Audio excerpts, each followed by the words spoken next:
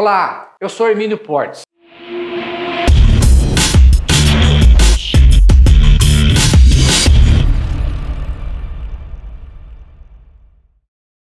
Olá, estamos aqui de novo para falar sobre a atual redação do inciso 3 do artigo 13 da Lei Estadual Paulista 13.296/2008, ante as diversas dúvidas que surgiram.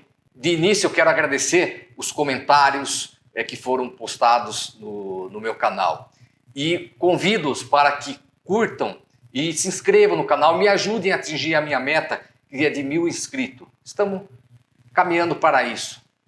É muito importante a colaboração e esse incentivo de vocês para que eu continue fazendo esses vídeos explicativos, orientando eventuais dúvidas que possam surgir. Esse vídeo também é realizado a pedido de Érica Martins, do escritório Auto Franquia de Avaré. O escritório Auto Franquia se situa na cidade de Avaré e realiza isenções há mais de 10 anos para pessoas com deficiências, os PCDs.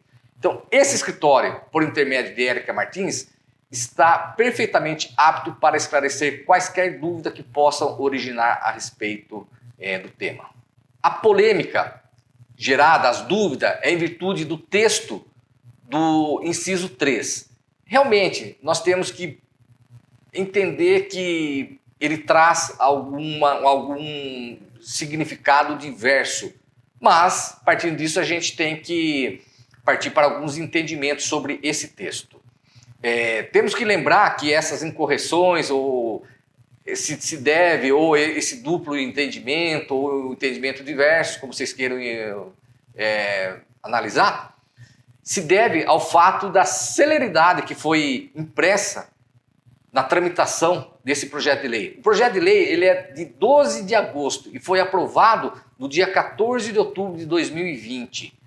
E sofreu 623 emendas. Então, imagine-se o tempo que teve para julgar, analisar, pedido de vista de deputados, e realmente foi muito célere. E a pressa em se promulgar essa alteração ocorreu na imperfeição do texto desse artigo. O artigo 13, inciso 3, esse artigo ele tem o seguinte disposição: é isenta do IPVA a propriedade de um único veículo de propriedade de pessoa com deficiência física severa ou profunda, que permita a condução de veículo automotor especificamente adaptado e customizado para a sua situação individual. Como dito, esse texto ele não é preciso e dá margem a interpretações diversas. Aí vamos partir para uma análise, e essa análise não pode ser alheia, ela tem que ter uma análise técnica. Então, vamos fazer dois tipos de análise. Uma que seria mais especializada, referente ao veículo propriamente dito, que refoge um pouco do âmbito da minha área, que seria jurídico, e o outro entendimento jurídico. Bom, com referência aos carros adaptados, nós temos que entender que existem três tipos: os equipados com câmbio automático de fábrica, os equipados com embreagem direto da fábrica e os que são adaptados posteriormente conforme a necessidade do deficiente. Isso não significa que pelo fato do carro vir de fábrica com o câmbio automático ou a direção, que ele não sofreu nenhuma adaptação. Ele sofreu adaptação sim, porque vamos pensar o contrário. Então eu não poderia comprar esse carro porque ele já não sofreu nenhuma adaptação. A lei não fala onde essa adaptação tem que ocorrer. Pode vir original de fábrica ou posteriormente, tanto faz. Porque a possibilidade de ocorrer essa adaptação é latente, pois ao invés do consumidor, do deficiente, adquirir o veículo com o câmbio automático ou a direção hidráulica ou elétrica, conforme a necessidade dele, ele poderia comprar o carro mecânico e aí fazer essa adaptação. Olha, totalmente incoerente e sem sentido você comprar um carro mecânico, inserir nele o câmbio automático, se essa for a exigência para você poder dirigir. Sendo que o resultado prático vai ser exatamente o mesmo que já seria do carro vindo original de fábrica. Agora, por que existem esses carros? Porque é simples. Um carro que ele vem da fábrica com o câmbio automático, direção elétrica ou hidráulica, é um conforto a mais e não serve tão somente aos deficientes, e sim a qualquer pessoa comum. Então, por esse motivo, as montadoras até trazem como um privilégio, como um conforto a mais aos consumidores não deficientes esse carro, não haveria qualquer óbice. Já ao contrário, por exemplo, se houvesse a necessidade de uma adaptação específica, um pomo do volante, o acelerador manual, inversão do pedal do acelerador, aí as fábricas evidentemente não iriam fabricar esses carros com essas adaptações, porque elas são muito específicas e por esse motivo necessita que seja feita posteriormente pelo deficiente que tenha as exigências, e elas suprirão conforme constar no laudo como deve ser feita essas adaptações. Pensar o contrário geraria muita insegurança e muito tratamento diferenciado. Pois vamos pensar da seguinte maneira, vamos apenas exemplificar. Uma pessoa que tem a perna esquerda amputada, ela não precisa de nenhuma alteração que não o câmbio automático. Isso já vem de fábrica. Vindo de fábrica, está perfeitamente apto. Pode dirigir, que não teria problema nenhum para ele. Então, estaria dentro do que lhe foi direcionado e exigido para que efetue a condução daquele veículo. Por sua vez, a pessoa que tem um deficiente que teve a perna direita amputada, ele vai ter que fazer a inversão do pedal do acelerador. Ele vai ter que colocar esse acelerador no pé esquerdo, na perna esquerda. Então, não é possível imaginar que alguém que tenha a perna direita amputada possua mais direito do que uma que teve a perna esquerda amputada. Isso criaria uma discriminação entre os já discriminados e feriria o princípio da legalidade e da dignidade da pessoa humana. E por esse motivo, não podem prevalecer. Então, é uma coisa óbvia. Os carros adaptados de fábrica, os carros que vêm de fábrica com câmbio automático, direção elétrica ou hidráulica, são sim adaptados e atendem às necessidades do deficiente. Então, inclusive é o próprio texto da lei que fala que é especificamente adaptado. Bom, esse seria mais um entendimento específico referente ao veículo propriamente dito.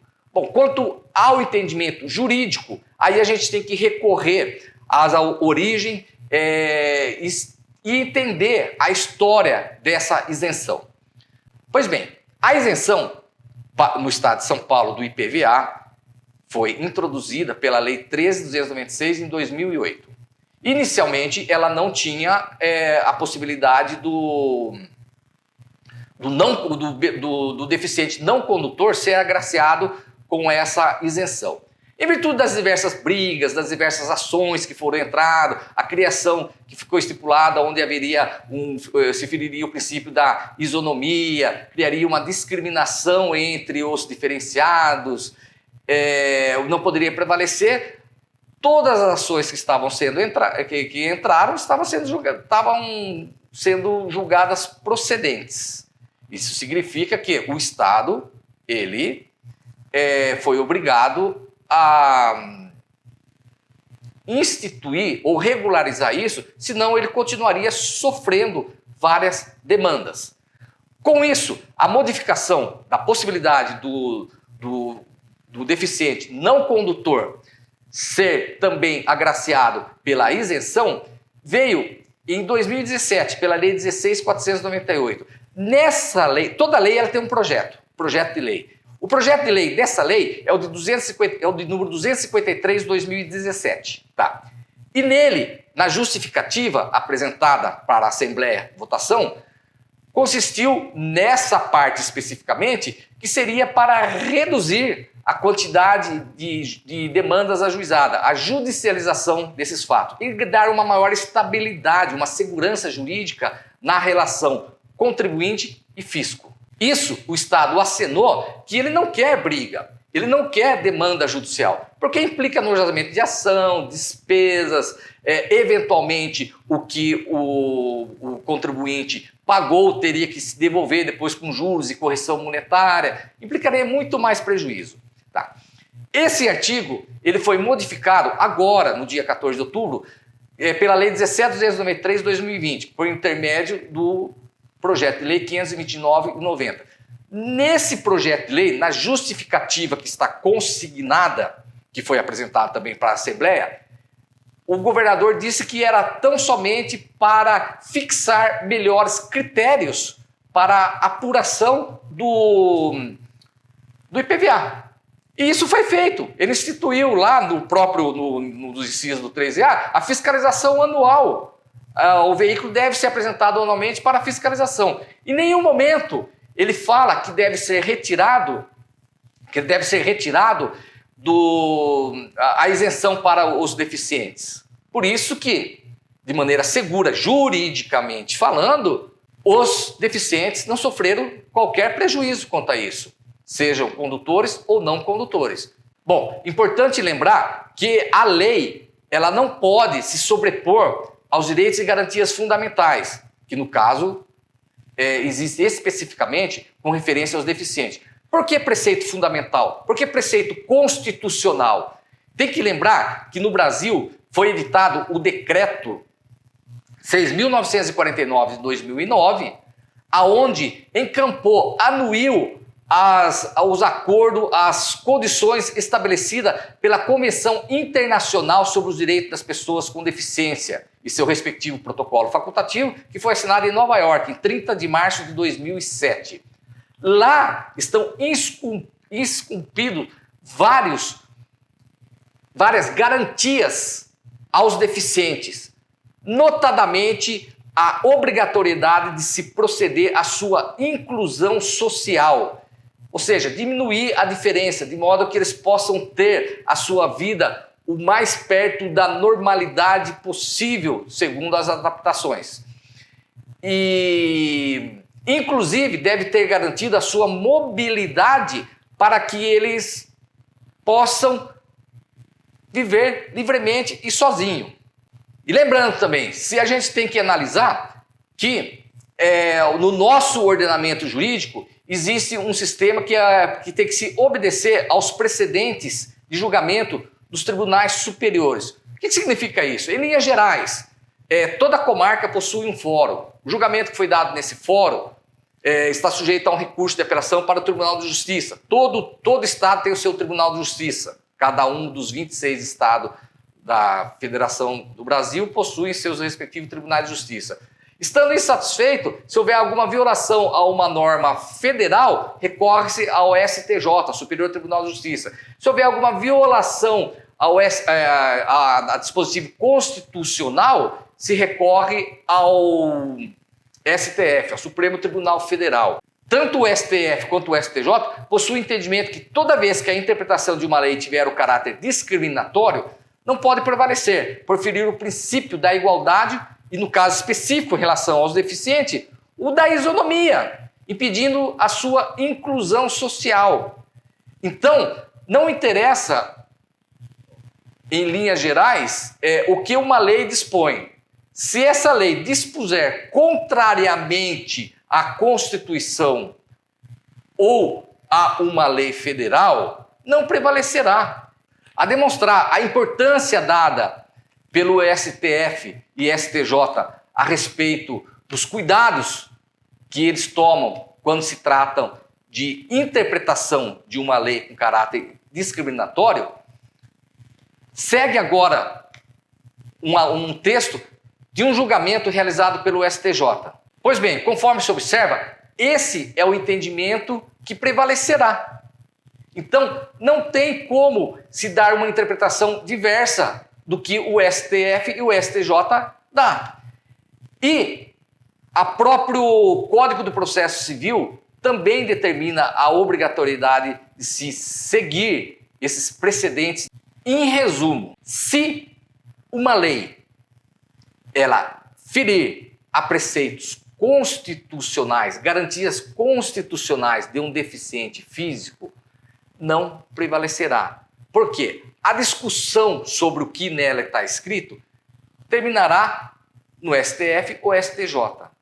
E lá existe o respaldo, o resguardo para o cumprimento dessas garantias outorgadas aos deficientes para que ocorra a sua perfeita inclusão social.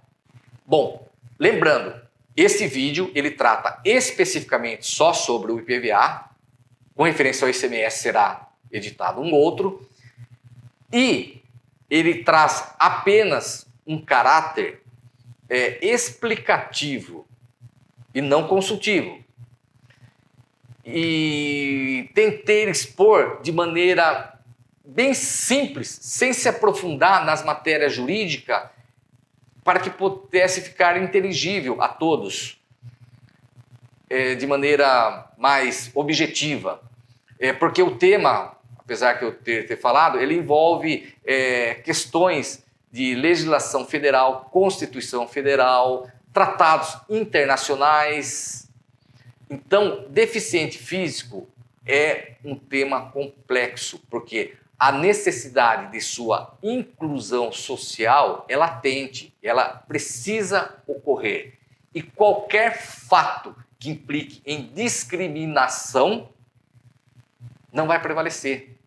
E se entender que um carro com câmbio automático ou direção hidráulica direto da fábrica não é considerado como adaptado, é um entendimento discriminatório. E o STF e o STJ repugna isso, tornando nulo, determinando a prevalência para todos os fins e efeito